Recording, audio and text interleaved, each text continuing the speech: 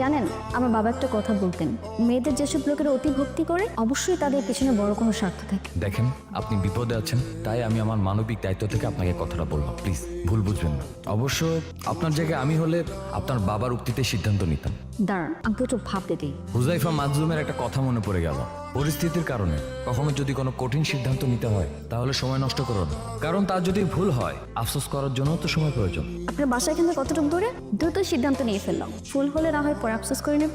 তার মানে আপনি যাচ্ছেন? ইয়াস। তাহলে চলেন। তার মানে মাইয়াটা ভুল ঠিকানায় চলে আসছে, তাই তো? সবই তো বুঝলাম। তুই মাইয়াটা কুষ্টিয়া যাবো কেন? তুই তো ভালো কথা মনে করছিস, আমি তো জিজ্ঞেস করি নাই কুষ্টিয়া কেন যাবে। তা কেন জিজ্ঞেস করি? সুন্দর চেহারা দিয়ে ভুলে গেছিস না? কি বলস তুই এগুলা? তেমন কিছুই না। ওইটা কয়দিন পরে টের পাবে। তবে মাইয়াটারে দেখতে কিন্তু তোর বইয়ের মতো লাগে। হ্যাঁ, হ্যাঁ। চুপ থাকতো, উল্টাপাল্টা কথা বলো শুধু। আচ্ছা, তুমি পাগলটার কথা শুনে এখনো ক্ষেপে আছো?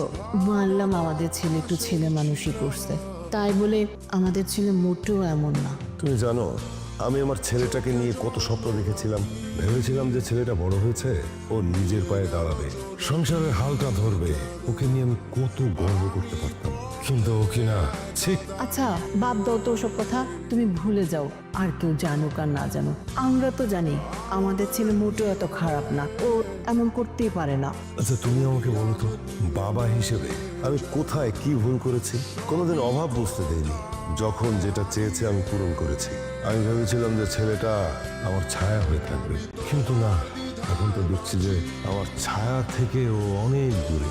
সংসার, মায়া, দায়িত্ব, ভালোবাসা এসব কিছু পেলে আমাদের ছেলে নিশ্চয়ই ঠিক হয়ে যাবে। মানে? মানে একটা ভালো মেয়ে দেখে ছেলেকে বিয়ে দিয়ে দাও, তারপর সবকিছু ঠিকঠাক হয়ে যাবে।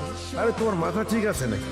কোন মেয়ের বাবা এরকম একটা ছেলের কাছে তার মেয়েকে বিয়ে দেবে? তোমার ছেলে যে মেয়েকে নিয়ে আসছে সেই মেয়ের বাবা। আরে দূর, কি বলো তুমি এগুলো? ওই মেয়েটা তো আসছে ভুল ঠিকানায়। মেয়েটা ভুল ঠিকানায় চলে আসছে আর তোমার ছেলেকে আমাদের বাড়িতে নিয়ে আসছে, এটাই তো বলবা। কিন্তু তুমি কি একবার মেয়েটার চেহারার দিকে তাকাই দেখছো? কত ভদ্র, শান্ত, লক্ষ্মী একটা মেয়ে, কত মায়াবী। মেয়েটাকে দেখলে না আমার একদম ছেলের বউর মতো লাগে। তুমি বুঝবা না, একটা মেয়ে আর একটা মেয়ের চোখ পড়তে পারে। আর মাশাল্লাহ, দেখতেও তো কত সুন্দর। তুমি একটা কাজ করো তো, তুমি মেয়েটার কাছ থেকে ওর পরিবার এবং ঠিকানা জানো, একটু খোঁজ খবর নাও।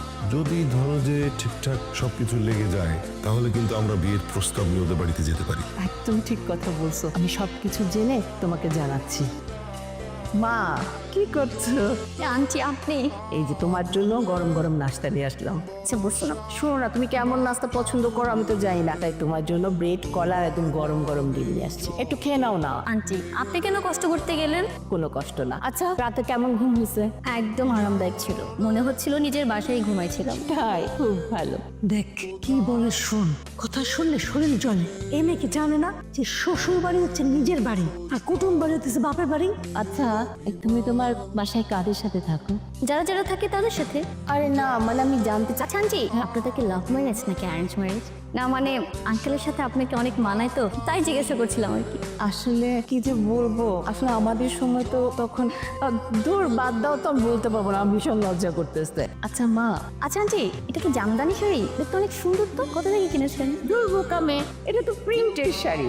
তোমার আঙ্কেল এবার ঈদে আমাকে ঘরে পরার জন্য এনে দিচ্ছে। কিন্তু জানো, আমার না একেবারে সেম কালারের আরো 4-5টা শাড়ি আছে, কিন্তু পরা হয় না, কোথাও যাই না তো, এই জন্য। দেখছো হবে, এই মেয়েটা তো উল্টা আম্মুর ইন্টারভিউ দিতেছে। আমি তোরা বলিনি এই মেয়েটা ঝুলে মায়ের খেল, ও তোর মাকে কথার পিঠে কেমনে করা ঝাঁঝরা করে ধরতেছে, দেখতেছিস? আর বাবার না কোনো কাজ নেই, এমন একজনকে ইন্টারভিউ নিতে পারিস যে নিজের জানা নিজেই হবে। তোকে আমি বলে একটা লিখে রাখাস, কয় তারিখ এই মেয়ে ইহো জিন্দিগি তো আমাদের বাড়ি থেকে যাবে না। কি বলতেছো? দেখ না আবার সামনে কি কি হয়। এই ছবির মেয়েটা দেখছস? কি কইলেন? ভালো করে এখন, নাইলে কিছু কমুনা। কমুনা মানে? আরে কমুনা মানে কমুনা। এই মিয়া, আমি কি আপনার ভাই লাগি না বন্ধু লাগি? চিনা নাই জানা নাই, আপনি আমার তুই কইতাছেন? আরে বেসেস তো চা তোরে তুই কমুনা তো ছাড় কমু ফাউল একটা। দরকার হলে আপনি আমার সারে কইবেন। এই খোকন, তুই থাম। বাবা তুমিও থামো তো, এটা স্টেশন না, এখানে চিৎকার করে কথা বলে স্টেশনের দুর্নাম হয়। আরে আপনি দেখতেছেন না, এদের মানে তুই কই শুরু করছে? ওই কিন্তু বেশি কথা কইতেছে। তুই করবে নাকি? থামো স্টেশনে। আসসালামু আলাইকুম চাচা। ওয়ালাইকুম সালাম। জি চাচা, আজকে কি ট্রেন চলছে? ট্রেন চলাচল মনে তো হয় আরো 2 দিন বন্ধ থাকবে বাবা, সঠিকভাবে তো কিছু বলা যাচ্ছে না। ও আচ্ছা, ঠিক আছে চাচা, রাখি। আসসালামু আলাইকুম। ওয়ালাইকুম সালাম। আপনি আবার কথা কেন যান? দেখ, আরে ওইসব তো বুঝছি, আপনি যান, কি করবেন করেন গিয়া। তুই বেশি বাড়াবাড়ি করতেছ। আবার কই বাড়াবাড়ি করতেছি, যান। দোকানদারি করে দিকে কি নরমাল মানুষ ফলো করতে লাগি? গাড়া কিন্তু একদম পাগল বানায় ফেলা বলবো জান তো ভাই জান জান জান। কি কয় বুড়া?